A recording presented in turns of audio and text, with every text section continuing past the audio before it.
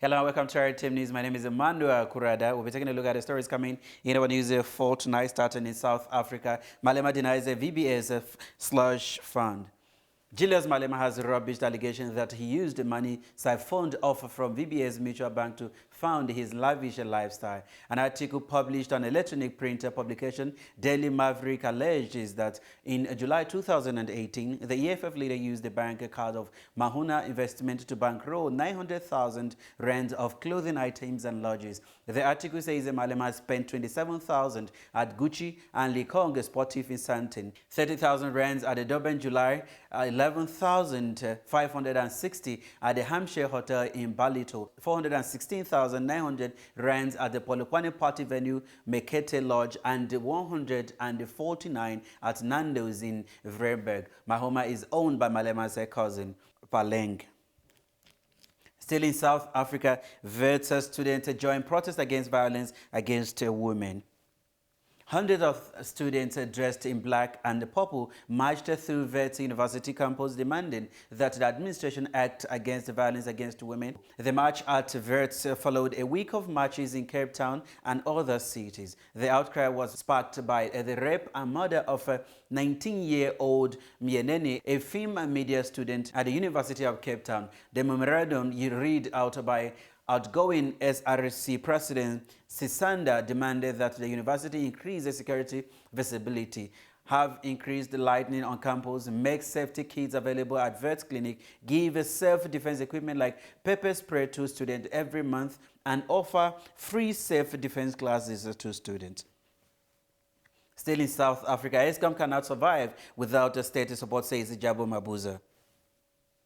The only short-term option to salvage Eskom, whose debt has reached 450 billion rand, was government support, the state-owned power utility chair Mabuza told MPs on Tuesday. Eskom executives led by Public Enterprises Minister Pravin Gordhan and Mabuza briefed a joint meeting of the Appropriation Committee, the Public Enterprises Committee, and the Select Committee on Appropriation on the Special Appropriation B, which allocated 59 billion rand to Eskom over the next 2 years, 26 billion rand in 2019-2020, and 33 billion rand in 2020-2021. In addition, Finance Minister Tito Mboweni announced a support package of 23 billion rand for 10 years in his February budget speech.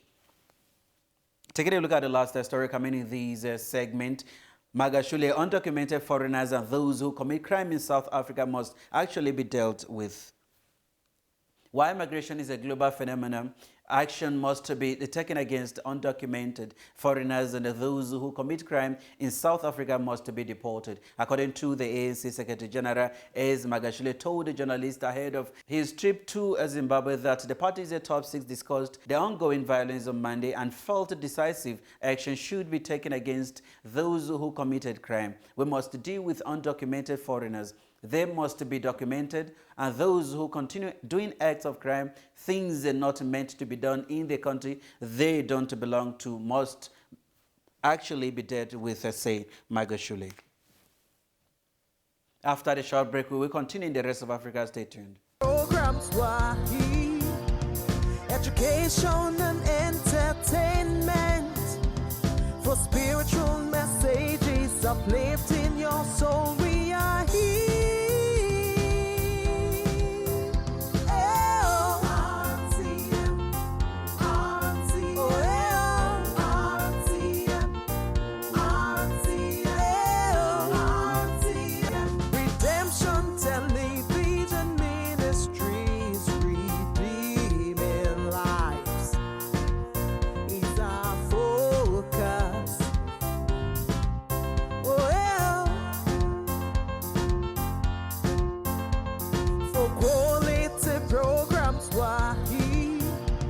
Education and entertainment for spiritual messages uplifting your soul. We are here.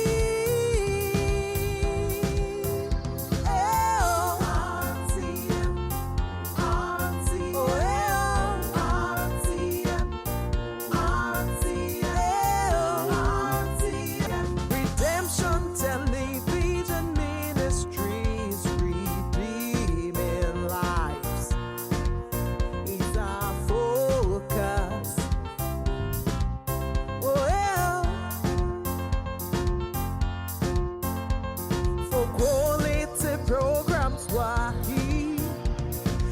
education and entertainment, for spiritual messages uplifting your soul. We are here. RTM, RTM,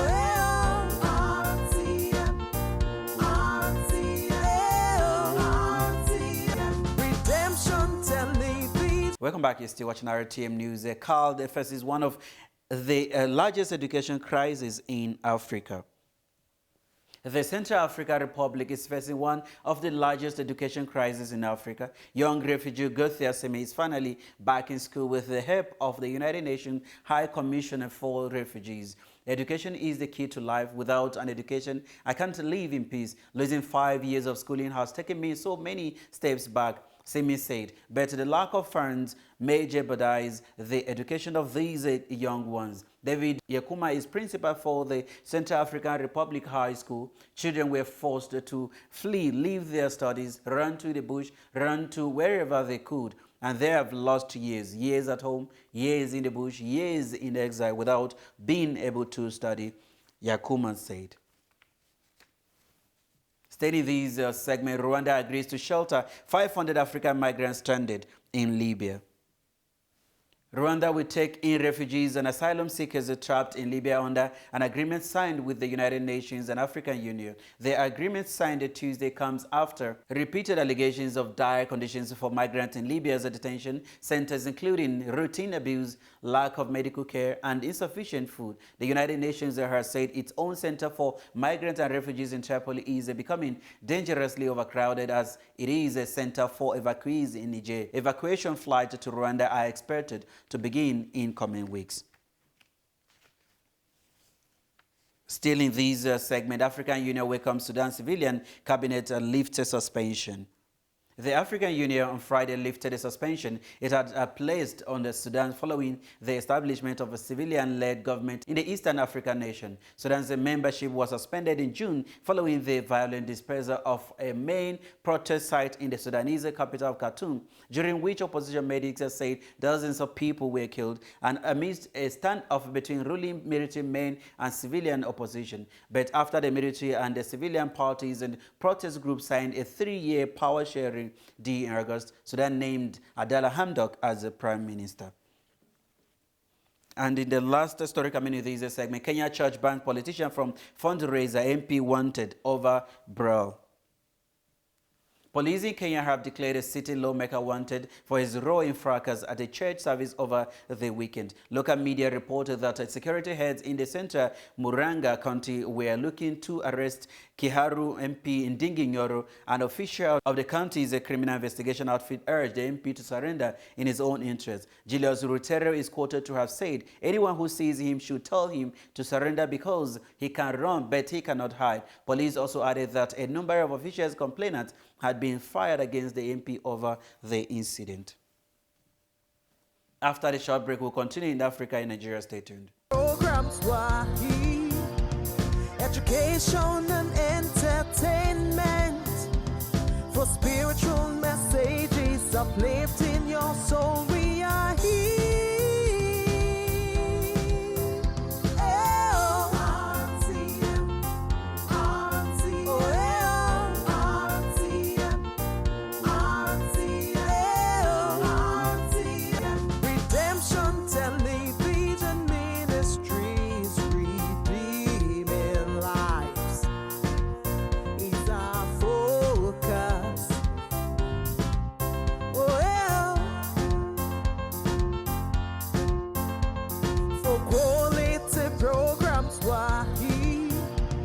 Education and entertainment, for spiritual messages uplifting your soul. We are here.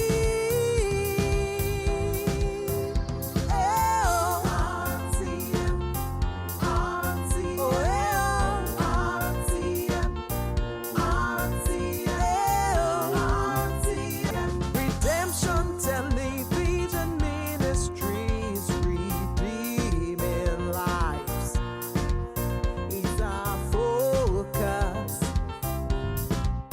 Oh, yeah.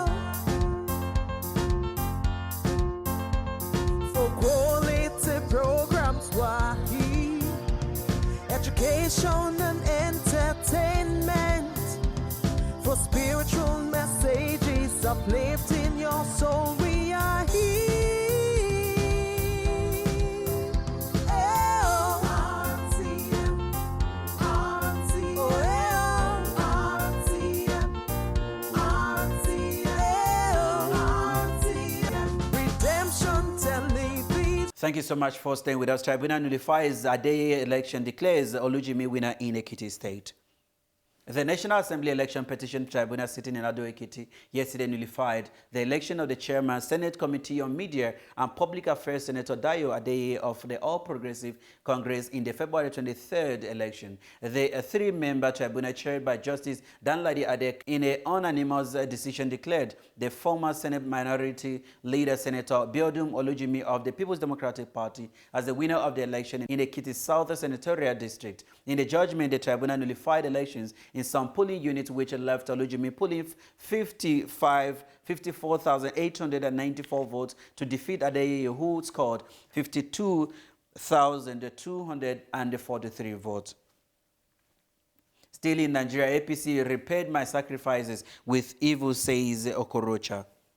The immediate past governor of Imo State, Rochas Okorocha, has lamented that his sacrifices to grow the All Progressive Congress in the Southeast was repaid with evil. The senator representing Imo West challenges successor Emeka Akura to probe his administration, boasting no government in the state could beat his records. He said, if anything, the party repaid me evil for good. There was no challenge. I did not face a bad name. I was not called in my state. They brought in people who fought me when I was building the party at the state level to fight me over the control of the party. I don't want to talk about it, but my party did not treat me well, he stated. In the next story, South African government denies evacuation call by Nigeria.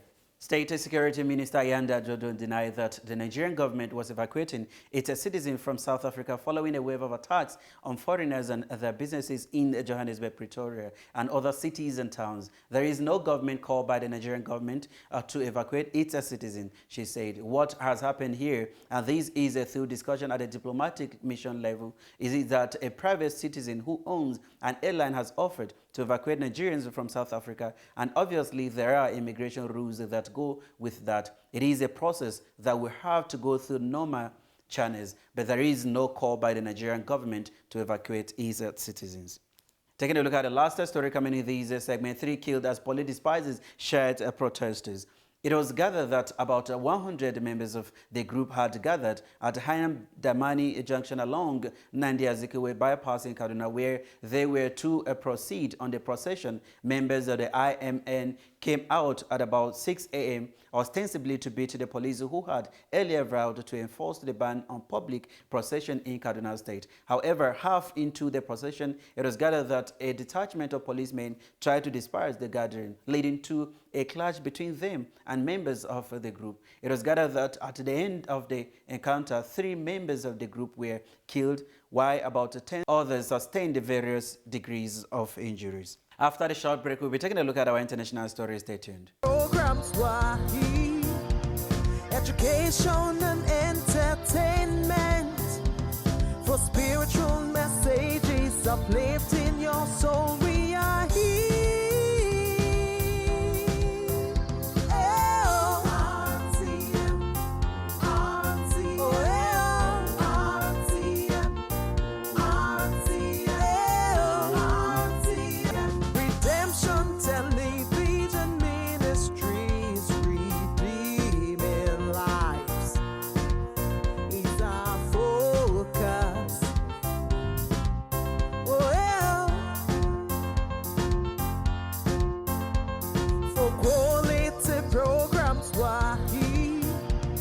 Education and entertainment, for spiritual messages uplifting your soul. We are here.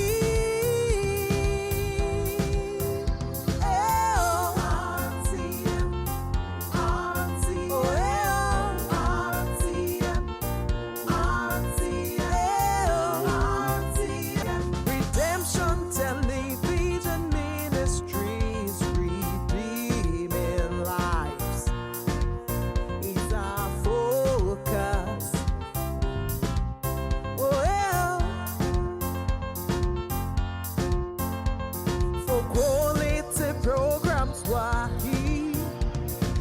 education and entertainment, for spiritual messages uplifting your soul. We are here. RTM, RTM, RTM, Redemption Television. Welcome back. You're still watching RTM News. Let's take a look at the stories coming in this segment. John Bolton, Trump's national security advisor, is out.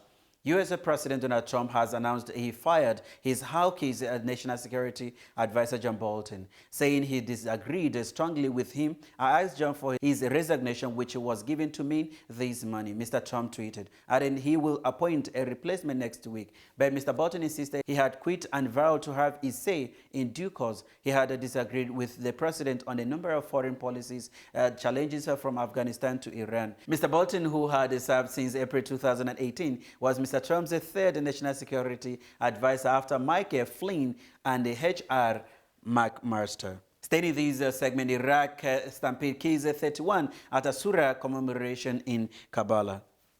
At least 31 people have been killed in a stampede during commemoration for the Shia Holy Day of Ashura in the Iraqi city of Kabbalah, officials said. A health ministry spokesperson said another 100 people were injured and warned that the death toll could rise. The stampede reportedly occurred when a pilgrim tripped while hundreds of thousands were performing a ritual. Staying in this segment, Venezuela military conducted drills on Colombia's border to intercept invasion. Venezuela's armed forces carried out military drills along the Colombian border on Tuesday, which it said were to prepare to intercept a foreign invasion, though neighboring countries have not threatened to do so. The armed forces' strategic operational commander Remigio Ceballos said 150,000 troops were conducting activities related to security exploration and the interception of any invasion of Venezuela territory. It's an operation to guarantee the defense, Ceballos said, speaking to reporters at an airport by the city of La Frille in the border state of Táchira. The exercises are expected to continue for several weeks. And in the last story coming in this segment, Rohingya crisis, villages destroyed for government facilities.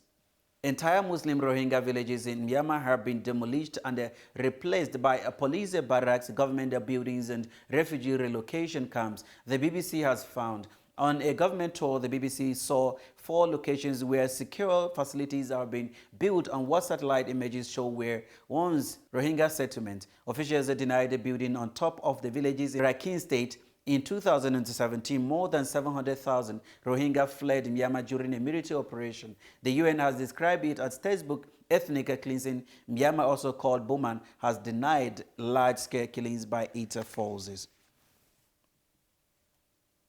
And these are all the stories we have for you in our international stories. After the short break, we'll be taking a look at our sports stories. Stay tuned. Programs were here, education and entertainment, for spiritual messages uplifting your soul. We are here.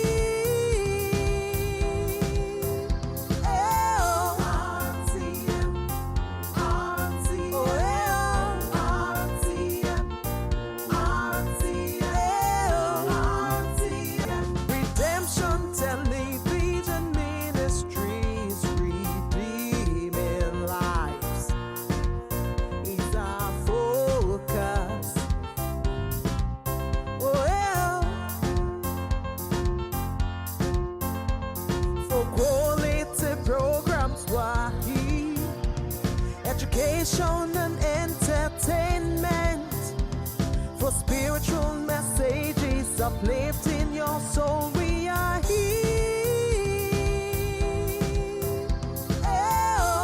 RTM, RTM, RTM, RTM, Redemption Television Ministries, redeeming lives is our focus.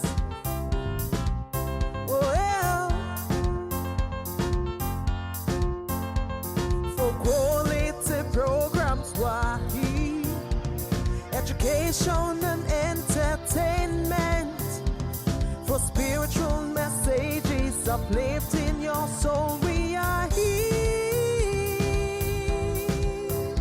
Oh, RTM, RTM, oh, RTM,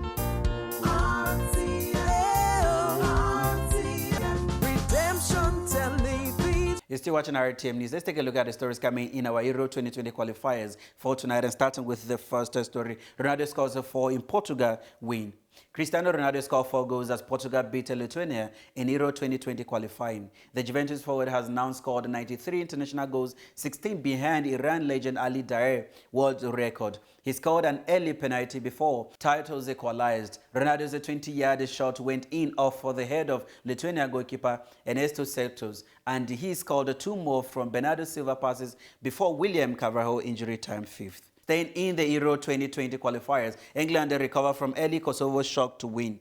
England's relentless march towards Euro 2020 continued with a thrilling victory over Kosovo, who scored after just 34 seconds. However, a shoddy defensive display and the fearless approach of their opponent meant these turned into a night of concern for manager Gareth Southgate. The result leaves England top of Group A with a 100% winning record after 4 games, while the Czech Republic moved into second place with a 3-0 win over Montenegro. In the next story in the Euro 2020 qualifier, Griezmann misses penalty, but France beat Andorra. Antoine Griezmann missed his second penalty in 4 days, but France still beat Andorra in Euro 2020 qualifying. Kingsley Coman rounded goalkeeper Josep Gomez to give Les Blues the lead, but Gomez then denied Griezmann from the spot. Griezmann crossed for Barcelona teammate Clement Lenglet to head home his first international goal, and Wissam Ben Yedder added a late third from a rebound after Gomez saved Nabil Fekir's effort. Griezmann hit the crossbar with a spot kick in the 4-1 win over Albania on Saturday. And in the last story coming in our sports story, woman charged with fraud in Neymar rape case. Police in Brazil have charged a woman who accused the international footballer Neymar of raping her in a parade hotel in May with perverting the cause of justice. Najila Trinidad and her former husband, Thieves Alvarez, have been accused of lying to police and attempting to blackmail the player. The Paris Saint-Germain player has been cleared of any wrongdoing. Mr. Trinidad's lawyer said the indictment had taken him by surprise. Cosme Arajo rejected the police accusation and said his client had never colluded with Mr. Alvarez to extort money from the Brazilian football star. And those are all the stories we have for you news for tonight. See you again tomorrow, same time, same station. Do have a wonderful evening. Redemption Television Ministries, redeeming lives is our focus. Oh, yeah. For quality programs, why education and entertainment, for spiritual